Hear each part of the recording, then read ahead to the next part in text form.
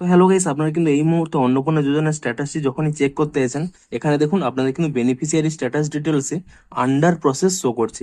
তো কি কারণে আপনাদের এই প্রবলেমটি হচ্ছে কিংবা আপনাদের এই মুহূর্তে কি করণীয় রয়েছে সেটিই জানাবো আজকের এই ভিডিওটিতে।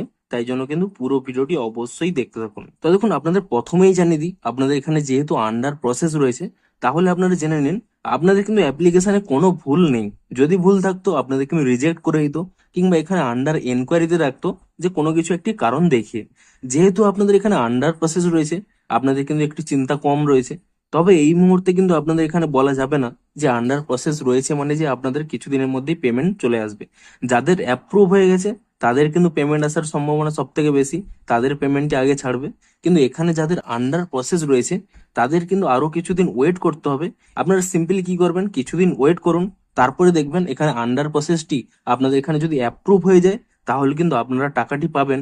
কিংবা এই মাসে যদি না পেয়ে থাকেন পরবর্তী মাস থেকে পাবেন। কিংবা কিছুদিন পরে যদি আপনাদের এখানে আন্ডার এনকোয়ারিতে যদি দেখায় এবং সেখানে যদি কোনো একটি কারণ দেখায়, তাহলে সেই কারণটি কিন্তু আপনাদের ঠিক করতে হবে, আপনাদের কিন্তু বিডিও অফিসে যেতে হবে। তো এই মুহূর্তে দেখুন, আপনাদের যদি আন্ডার প্রসেস শো করে, আপনাদের কিন্তু এই মুহূর্তে কোনো কিছু করার নেই। আপনারা কিছুদিন ওয়েট করুন, তারপরে কি স্ট্যাটাস দেখায় সেটি দেখবেন। এবারে ধরুন আপনারা আগেও টাকা পেয়েছেন, সেক্ষেত্রেও কিন্তু আপনাদের অনেকের ক্ষেত্রে এই প্রবলেমটি হচ্ছে। তাদেরকেও বলছি আপনারা কিন্তু কিছুদিন ওয়েট করুন, তাহলে দেখবেন আপনাদের কিন্তু স্ট্যাটাসটি চেঞ্জ হবে।